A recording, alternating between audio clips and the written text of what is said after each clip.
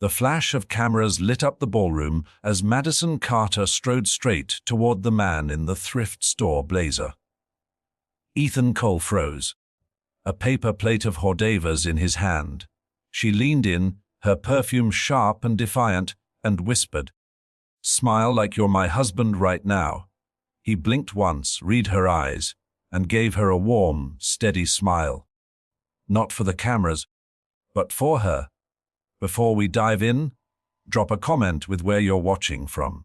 And don't forget to hit subscribe for more videos like this. Let's begin. Ethan didn't know why she chose him, but he knew trouble when he saw it. Madison's grip on his arm was tight, almost trembling. "Play along," she murmured, still smiling for the cameras. "Got it," he said calmly. "How long are we married for?" "Until I say stop." He guided her away from a swarm of reporters, subtly shielding her from the flash bulbs. "You look like you need rescuing," he said quietly. "And you look like you know how," she replied, a hint of relief in her tone. From the corner of his eye, Ethan caught a caterer struggling with a tray. Without breaking stride, he steadied the kid, murmuring, "You're good. Keep going." Madison noticed. Her expression softened just slightly. Then a deep, commanding voice cut through the music. "Madison." Her father, William Carter, stood at the edge of the crowd, eyes narrowing at Ethan. "Dad," she said smoothly. "This is my husband, Ethan."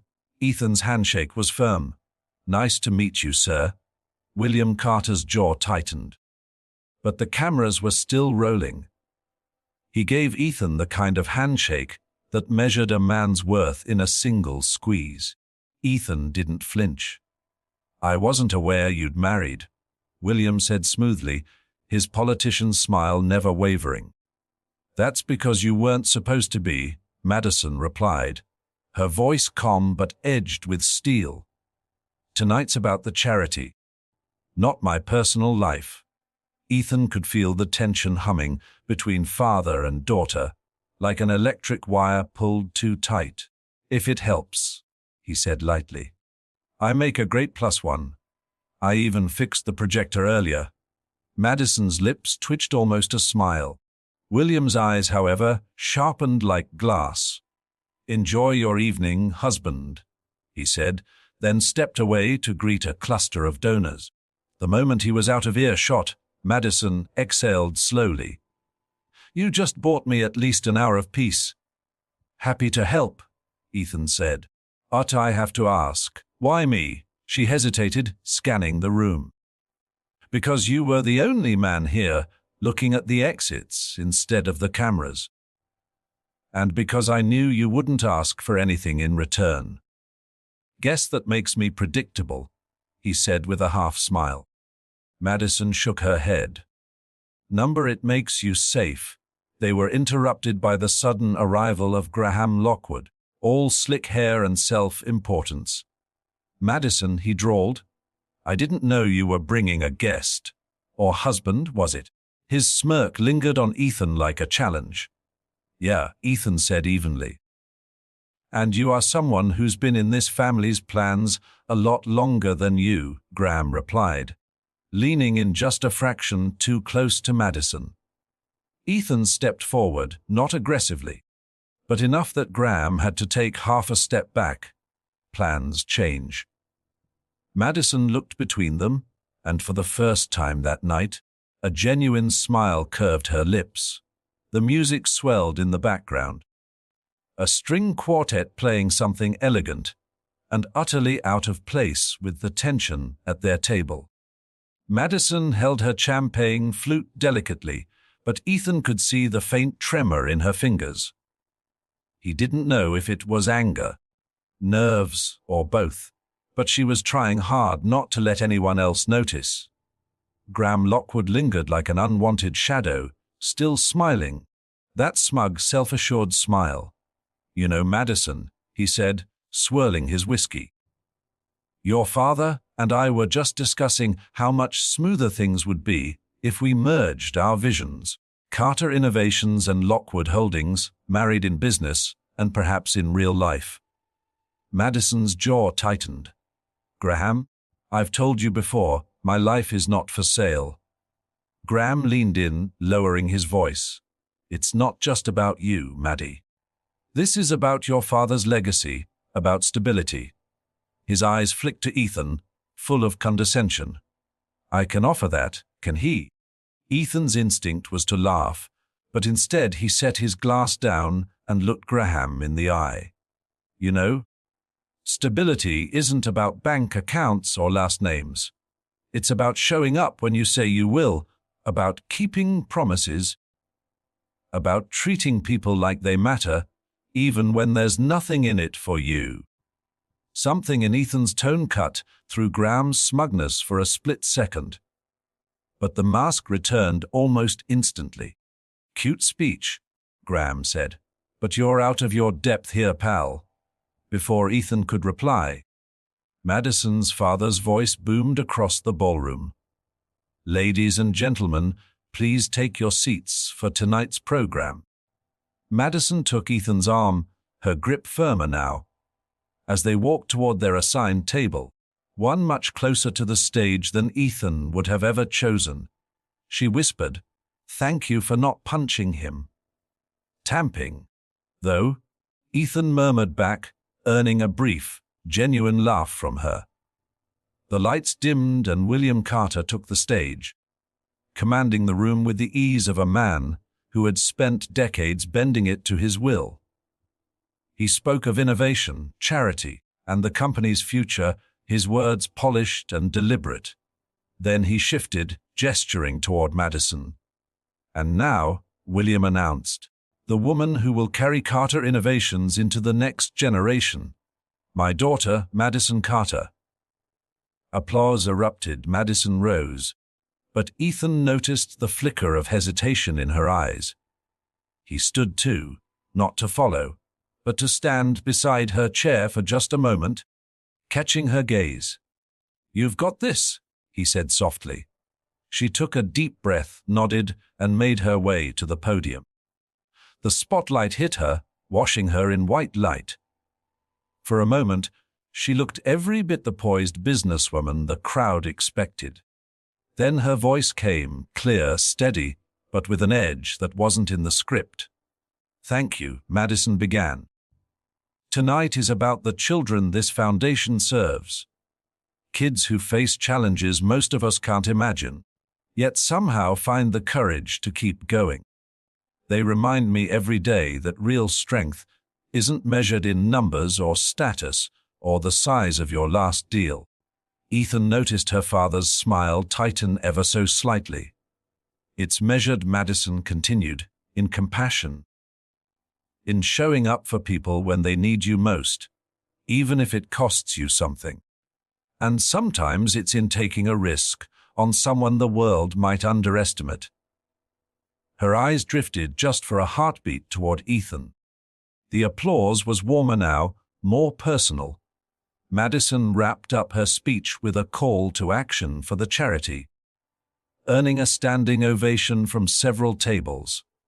She stepped down from the stage with controlled grace. But when she returned to their table, her fingers brushed against Ethan's, lingering for half a second longer than necessary. William leaned in from across the table, voice low and sharp. That wasn't the direction we discussed. Madison met his gaze without flinching. I know. Graham smirked as if enjoying the family tension. But Ethan caught Madison's slight lean toward him. Silent confirmation that she wasn't alone in this room anymore.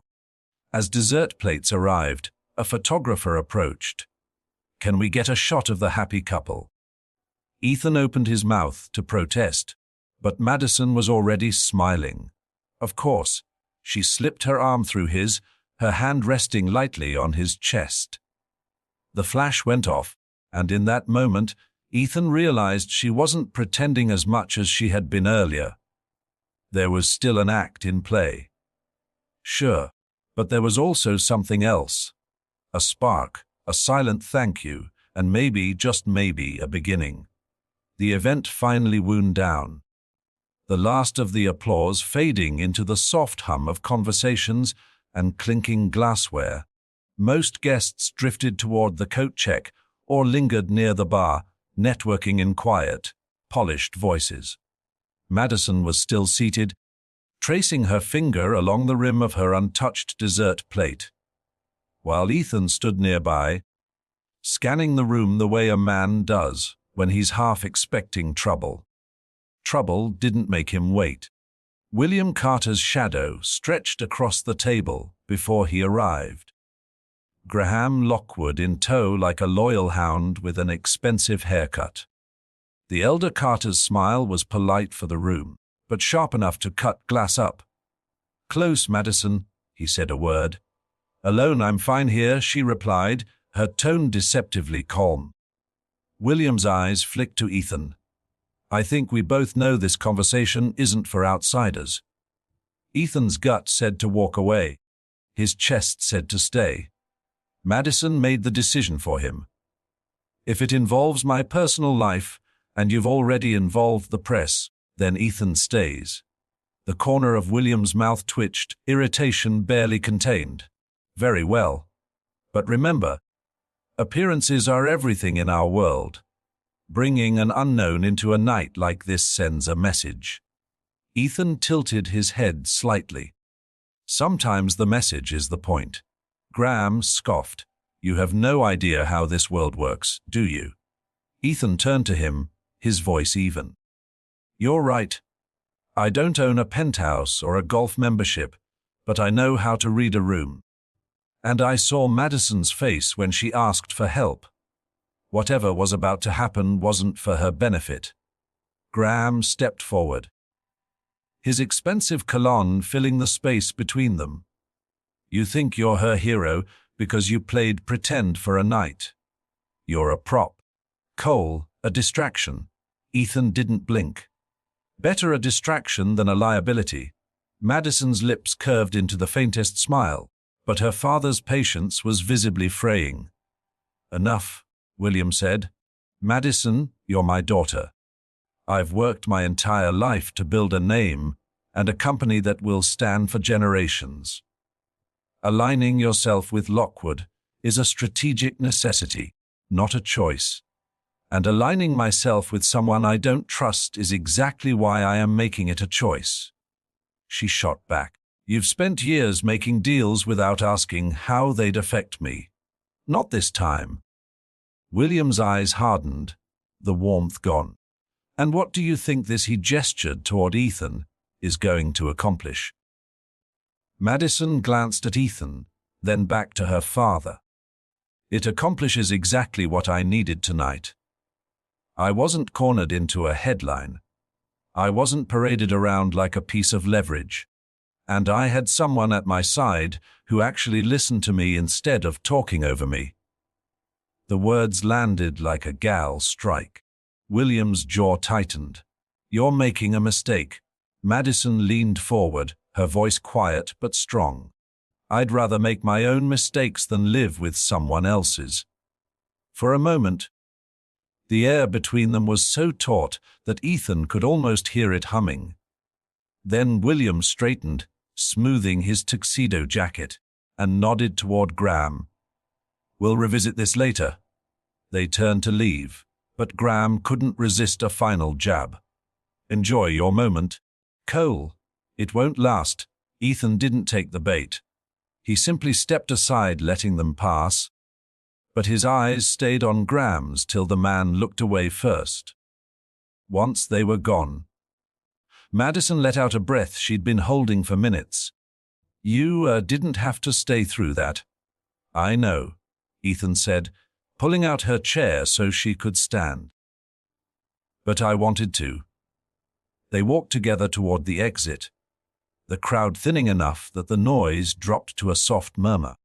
As they passed the coat check, Madison paused and looked up at him.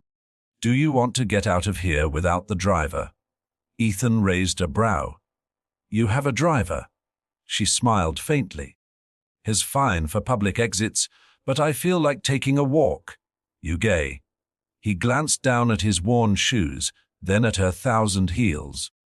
You might regret that choice in about 6 blocks, maybe, but I think I can handle it. Outside, the cold night air bit at their cheeks. The city glittered around them, traffic lights, shop windows, and the faint echo of music from a bar across the street. Madison walked beside him, still holding her heels in one hand, her stride unhurried for the first time all night. So Ethan said after a few quiet blocks, "Was that the worst public confrontation you've had with your dad?" "Not even close," she admitted. "But it was the first one where I didn't feel completely alone." They stopped at a crosswalk. Madison looked over at him. Her expression softer now, less guarded. "Why did you say yes? You didn't know me. You could have just walked away." Ethan thought about Lily, about the way his daughter looked at him when she was scared. How she always seemed to know he'd do whatever it took to make her feel safe. "Because I've seen that look before.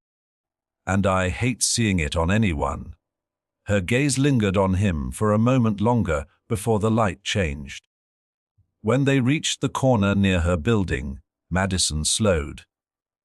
"If you hadn't been there tonight," she shook her head. "I don't even want to think about it." Ethan smiled faintly. "You'd have handled it. You're stronger than you think." "Maybe," she said. "But it's nice to have backup." He nodded once. "Anytime." A small silence followed, comfortable this time, before she said, "Ethan, would you come by the foundation tomorrow? I think I owe you lunch and maybe—" She hesitated. "I could use your take on a few things." He shrugged lightly. "Sure, as long as it's not one of those power lunches where they serve art on a plate." She laughed. Really laughed this time. No promises. As she stepped inside her building, she turned back once more. "And Ethan?" "Yeah, thanks for smiling." The door closed softly behind her, leaving Ethan alone on the sidewalk with a faint echo of her words in the cold night air.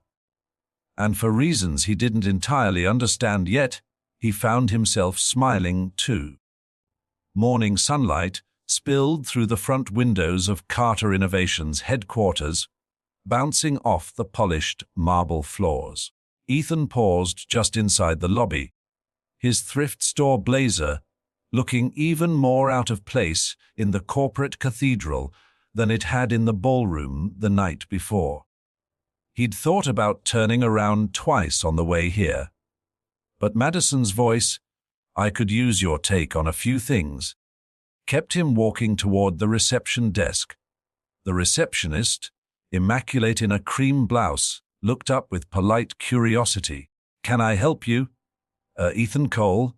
"I'm here to see Madison Carter." "She, Mr. Cole." Madison's voice came from behind him, warm and confident. She swept into the lobby in a tailored navy dress, hair loose over her shoulders. She was holding 2 paper coffee cups. "You're early. I like that." She handed him one. Wasn't sure if this was a 5 minutes early kind of crowd or a wait in the hallway for an hour kind of crowd. Ethan said. Madison grinned. "Depends on who you're meeting. You're with me, so neither." She led him through a glass-walled corridor into a smaller meeting room overlooking the city. "I meant it about lunch," she said, setting her coffee down. "But before we get to that, I have a problem, and I think you might see it differently than anyone in this building."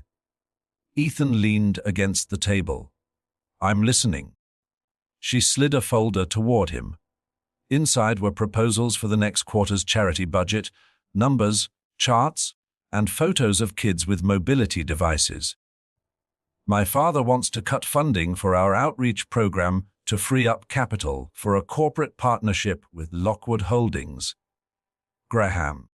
Ethan asked. She nodded. "He calls it strategic growth. I call it gutting the heart of what we do." Ethan flipped through the pages. "And you can't just veto him." "Not without 3 board members backing me," she said. "Right now, I've got 1. He studied her for a long moment. "You want to win them over?" Yes.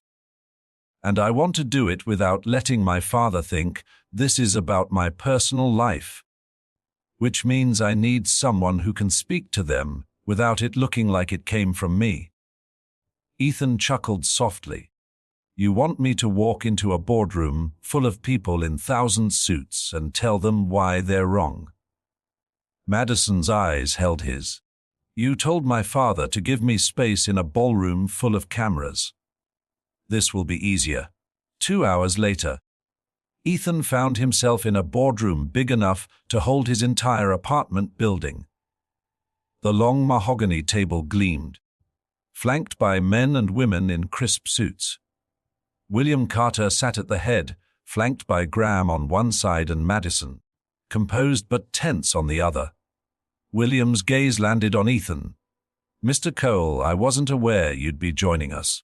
I'm here at Madison's invitation, Ethan said evenly. Just to share a perspective. The meeting rolled on. Presentations, projected earnings, market expansions.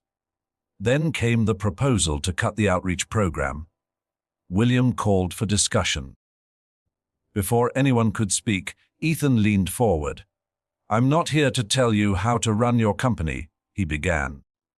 But I've seen what your outreach program does. I've seen kids take their first steps with braces you paid for. I've seen parents cry because they didn't have to choose between a mortgage payment and their child's mobility. You cut this program. You're not just moving numbers on a spreadsheet. You're closing doors that can't be reopened. One board member shifted uncomfortably. Another glanced at Madison. Ethan continued, his voice steady but carrying weight. I get that there's money to be made in partnerships, but if you can't balance profit with the reason this company exists, then what's the point? You'll make your quarterly numbers, sure, but you'll lose the thing that made people trust you in the first place. Silence settled over the room. Then one of the older board members, a woman with silver hair and sharp eyes, spoke up. I'd like to table the partnership vote until we revisit the budget with the outreach program intact. A second board member agreed, then a third. Madison met Ethan's eyes, her relief barely concealed behind a professional nod. William's jaw tightened, but he masked it quickly. Very well. We'll reconvene on this matter. As the meeting adjourned, Graham brushed past Ethan with a glare. Don't get comfortable. This isn't over. Didn't think it was, Ethan replied. In the hallway, Madison caught up to him. You didn't just help me keep the program. You gave me the leverage I needed to keep fighting. Ethan shrugged. Seemed worth fighting for. She hesitated, then smiled. You're dangerous. You know that. Not in the way my father thinks, but in the way people start to believe they can win when you're around. Guess I'll take that, he said with a small grin. They stepped into the lobby together, the afternoon sun spilling in. Madison paused before the doors.